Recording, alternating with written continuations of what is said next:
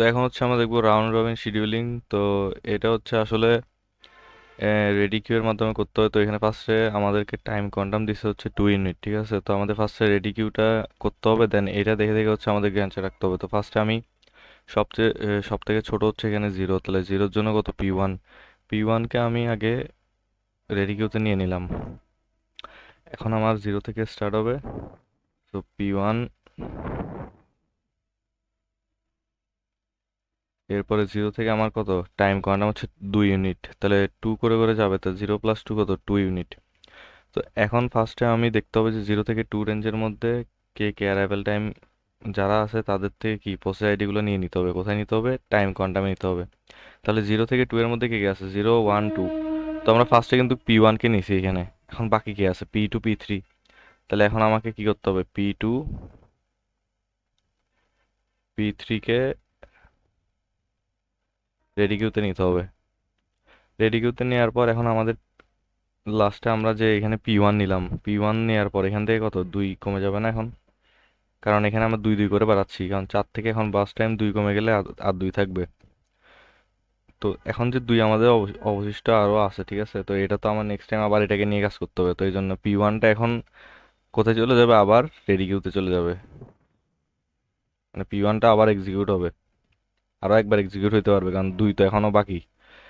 তো এখন আমাদের ফার্স্টে P1 এর কাজটা শেষ।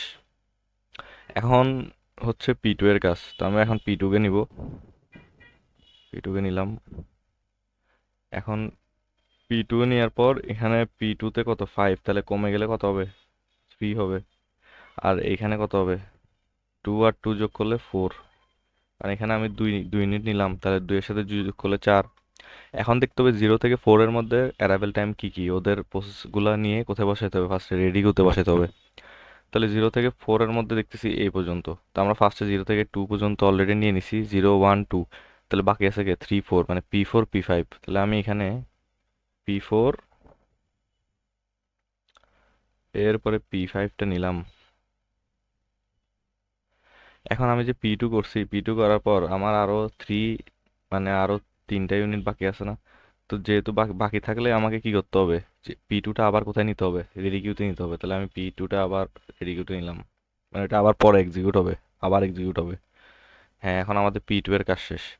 এখন হচ্ছে P3 নিব, ঠিক আছে। তাহলে P3 নিলাম এখন গ্র্যান্ড চার্টে। এখন P3-তে আমাদের কত 2, তাহলে 2 চলে গেলে 0 হয়ে যাবে এটা। তাহলে 4-এর সাথে 2 যোগ করলে কত? 6। এখন 0 থেকে 6 পর্যন্ত আমাদেরকে রেঞ্জ দেখে অ্যারাইভেল টাইম দেখে হচ্ছে কি সবগুলা প্রসেস 0 থেকে 6-এর মধ্যে নিতে হবে। তাহলে আমরা 0 থেকে 6-এর মধ্যে প্রথমে 0 থেকে 4-এর মধ্যে কিন্তু আমরা এই যে P5 পর্যন্ত অলরেডি নিয়ে ফেলছি, মানে P1 P2 P3 P4 P5। তো এখন 6-এর মধ্যে কি আছে? P6 আছে। তো P6টা কোথায় যাবে? ফার্স্টে রেডি কিউতে যাবে। তাহলে P6টা আমি রেডি কিউতে নিয়ে নিলাম। আর P3 থেকে তো এখন কি হয়ে গেছে? এটা শুধু দুইটাই ছিল, তো ওই কারণে 0 হয়ে গেছে না? তো এটা তো আমার আর মানে কি, এটা তো আর সামনে আর কিছু এক্সিকিউট হবে না। ওই জন্য আমার P3 কি আর এখানে নিতে হবে না, আমার রেডি কিউতে নিতে হবে না, এটা এতটুকুই শেষ। এরপর হচ্ছে আমার এখন P1 কে নিলাম। এখন P1-এ কত আর 2 এক্সিকিউট বাকি ছিল, তাহলে এই দুইও নিয়ে নিলাম, তাহলে 0 হয়ে গেল। তাহলে 6 আর 2 কত? 8। এখন 0 থেকে 8-এর মধ্যে কি আমি অলরেডি কিন্তু সব নিয়ে ফেলছি, এগুলো অলরেডি নিয়ে আসে সব। P6 পর্যন্ত। ওই জন্য আমরা তো আর নতুন করে কি কিছু এখানে আমাদের রেডি করতে নিতে হবে না, এখন যা আছে ওইগুলো নিয়ে কাজ করব। এখন আমাদের P1-এর কাজ শেষ, এখন হচ্ছে P4। তাহলে P4টা এখন নিব, P4। এখন P4-এ কত 1, তাহলে এটা কমে কত হয়ে যাবে? 0 হয়ে যাবে না? 1 ইউনিটই নিতে পারছি আমরা এখানে, ওই জন্য 8-এর সাথে 1 যোগ করবো, তাহলে কত হবে? 9। এবার P4-এর কাজও শেষ, এখন হচ্ছে P5-কে নিব, P5। P5-এ কত 6, তাহলে 2 ইউনিট নিলে আর কত থাকে? 4 থাকে। তাহলে 2 ইউনিট 9-এর সাথে 2 যোগ করলে কত? 11। 11।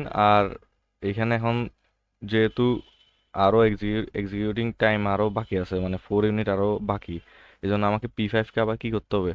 এই যে P5-কে আবার কোথায় বসাইতে হবে? এখানে আমার রেডি কিউতে বসাইতে হবে। মানে বাকি থাকলে ওটা কোথায় চলে যাবে? রেডি কিউতে চলে যাবে।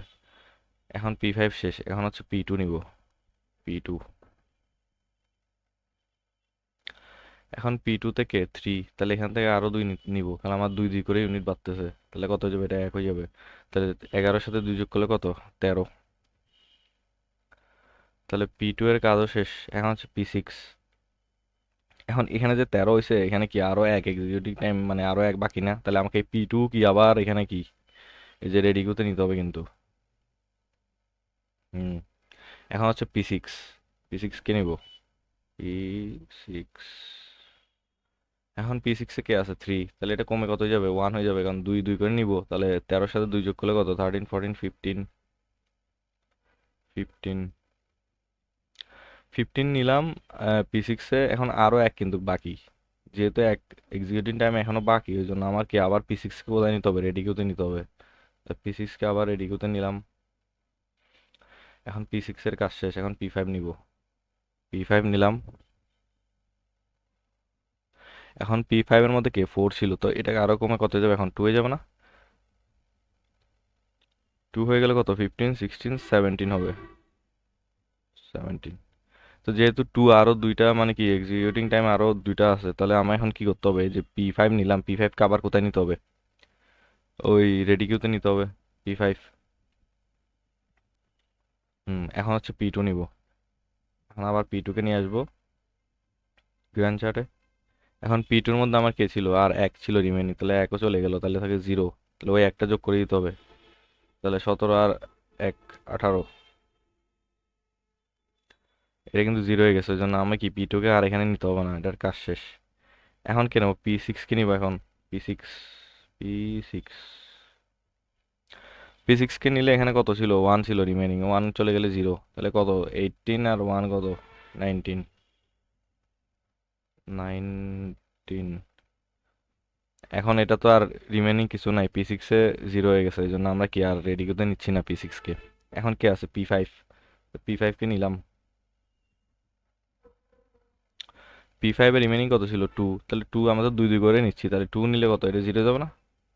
স্যার তো একটু,